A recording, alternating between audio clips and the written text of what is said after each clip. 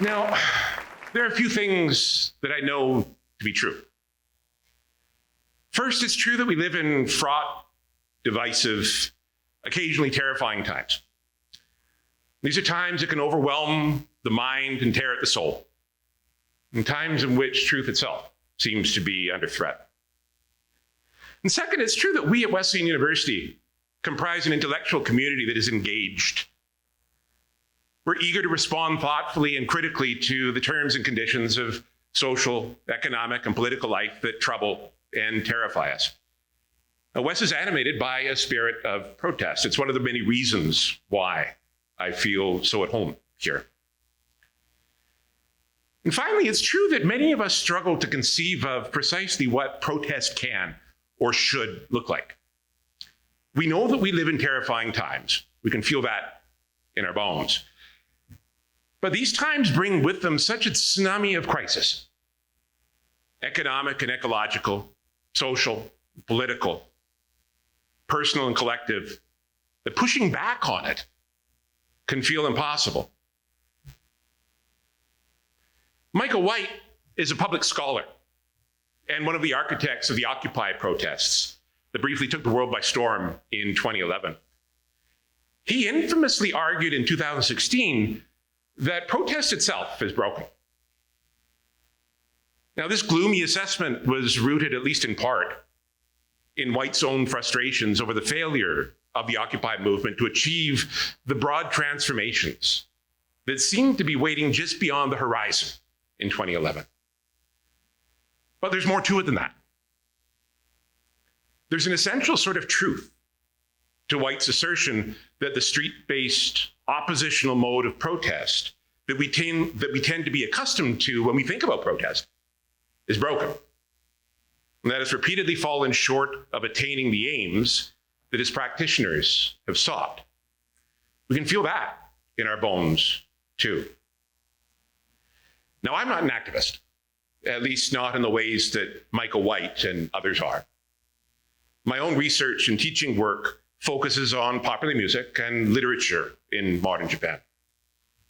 In other words, on different modes of storytelling. So what do I, as a professor of storytelling at a place like Wesleyan, have to offer, have to add to this rather distressing conversation? I want to bring us back to our core vocation as students and producers of knowledge, and reconsider the act of reading. Now, specifically, I want to suggest to you that reading itself can be understood as a mode of protest, as what I want to call subversive practice. Now, when I say reading, I don't mean checking news alerts on our phones. I also don't mean embracing the so-called 3-minute read that a range of online journals and news sites have taken to promoting, as if racing through text to get on with the next, more important thing in our regimented, rationalized lives is something to be celebrated. When I say reading, I mean precisely the opposite. A slow, careful, intentional process that is subversive precisely because it exists out of time and challenges the sense-making regimes by which our world has come to be structured. Now, this sort of reading flies in the face of the relentless pushes towards speed, efficiency, rationalization that characterize neoliberal capitalism and that underpin the pinging news alert and the 3-minute read. It denies the authority of the algorithms that feed us what we see online and push information to us day and night, and that reinforce the limited parameters of the truths that they think we subscribe to. This sort of close reading, in short, positions us outside of the rationalized parameters of contemporary socioeconomic and political life. It sends us careening off the rails and outside our echo chambers to a place of potentiality where new stories can be engaged and new truths can be told. And once we're there, the best storytellers solidify their holds on us, utilizing a range of storytelling tactics to amplify truths that may have been muffled under those very storytelling regimes of rationalization.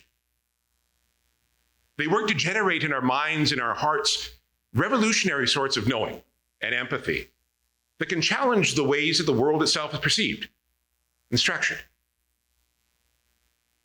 Now, we all know that reading nourishes the mind and the soul on an individual level, or I hope we do.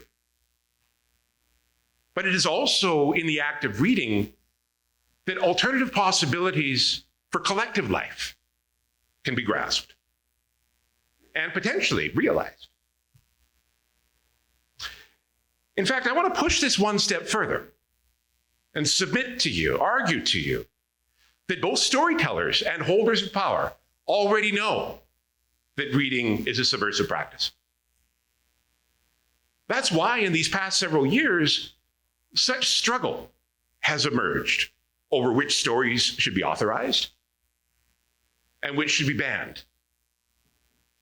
Now, we don't have to look very far to find news of book bans. Right here in Connecticut, there were 14 attempts to ban more than 100 books from local libraries in 2023. And it's not usually framed this way, but it seems to me that these sorts of attempts at banning aren't really about things like morality or decency or even content at all. Rather, they're about shielding received structures of power from challenge by those who would dare to imagine the world differently and tell its stories in recalibrated terms. For all the bluster that we frequently see from would-be banners of books, this is a practice that's ultimately anchored in fear. And more specifically, in the fear of the reader as a social actor who may go on to reproduce the world in radically unauthorized ways. This is a struggle, in short, that reveals the true nature of reading as subversive practice. And I see it all around me in my own work on Japanese literature as well. Now, please, if you would, let me share with you just 2 examples from my own work. Kobayashi Takeji was a storyteller who worked in a genre that's become known as proletarian literature. Now, the aims of proletarian literature were solely political. This genre was aimed at fomenting class consciousness among readers. Kobayashi's most celebrated work is a 1929 novel titled Kanikosen, The Crab Cannery Ship, which depicted the horrifying conditions endured by workers aboard crab cannery ships in the Northern Pacific in the 1920s and 30s. The storytelling that animates this book is nauseating and engrossing by equal measure. Kanikosen was aimed at fostering an awareness of the violent truths of capitalism in the 1920s and 30s. And ultimately, Kobayashi and other proletarian writers hoped that readers would see themselves in the writing, and that doing so would spur them to think about other possibilities for collective life and social organization. Now, Kobayashi was a brilliantly effective storyteller. So much so, in fact, that he was beaten to death by representatives of Japan's imperial state for having had the audacity to challenge received modes of socioeconomic structure and power. What the state was afraid of was not so much Kobayashi himself, but rather the power that his storytelling could have in the hearts and the minds of his readers. The state was able to silence Kobayashi with deadly effectiveness, but his storytelling lives on among those who read him even today.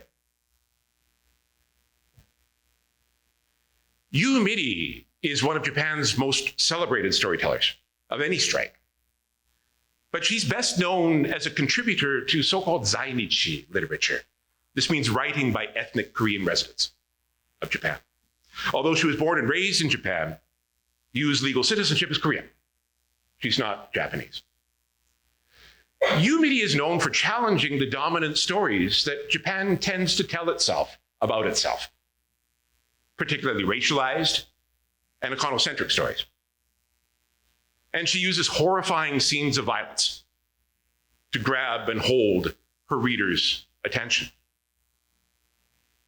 In 1998, for example, you penned the novel Gold Rush, which follows a 14-year-old boy's quest to find real connection and belonging in modern Yokohama, only to find that quest for connection and belonging hindered, not helped, by immense wealth and what the book goes on to establish as the oppressive regime of gold.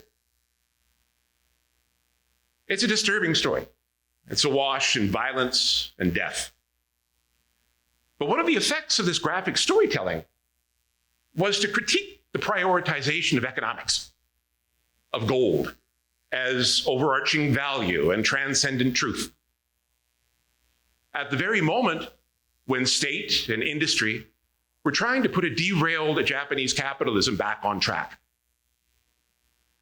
Reading Yu Miri can be a challenging undertaking. But if one sticks with her, one quickly finds the foundations of their very world rocked. Yu's disturbing narratives scramble the normative terms and conditions of modern everyday life and clear the ground for imagining these differently, imagining them anew. Like Kobayashi Takeji, Yu Miri has also faced violent attempts at silence. Early in her career, for instance, she was subjected to bomb threats for the perceived insolence of making fun of the Japanese. And as was the case with Kobayashi, the threats made against her ultimately served to disclose the potential power of reading as subversive practice.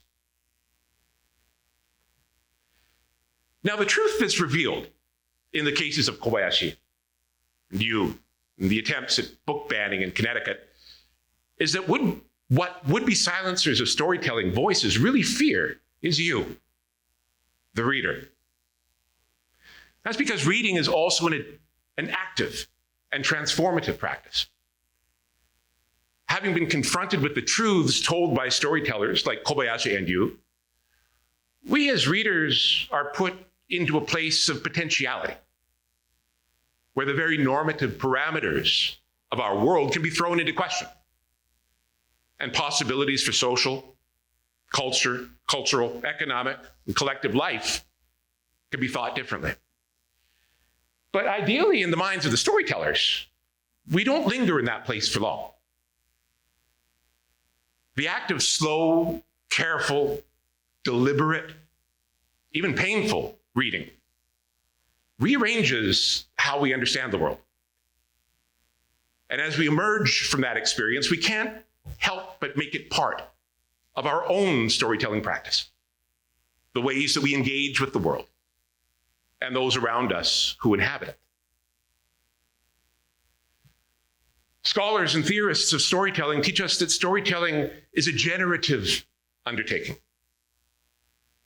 What's being generated in this practice is no less than the world itself. The 3-minute read and the online algorithms that I mentioned at the start of this talk are themselves storytelling mechanisms. They're often tapped to regenerate the world in ways that can be amenable to received norms and structures of power. But when we engage slowly and intentionally with storytellers like Kobayashi Takeji and Yu Miri, we open ourselves up to new truths, deeper truths, truths that can undermine the stories that power likes to tell itself and us about itself. Having been readers, in other words, we emerge as storytellers ourselves in our own rights.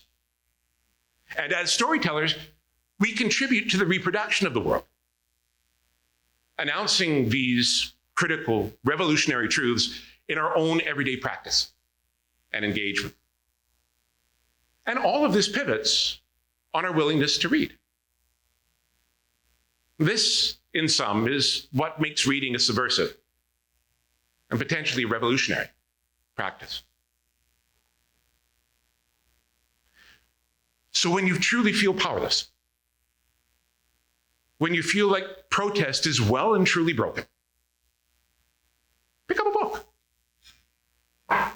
Reclaim the power of storytelling as world-producing practice. Read what is banned Read that article that your professor assigned.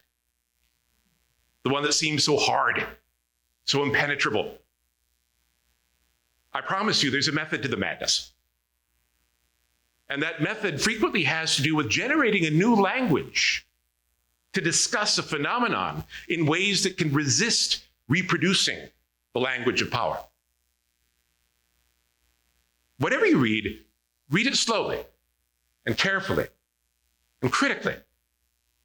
And allow yourself to be swept along. And know that by doing so, you're engaging in a subversive practice that can be about challenging the world as it exists and preparing the ground for thinking it anew.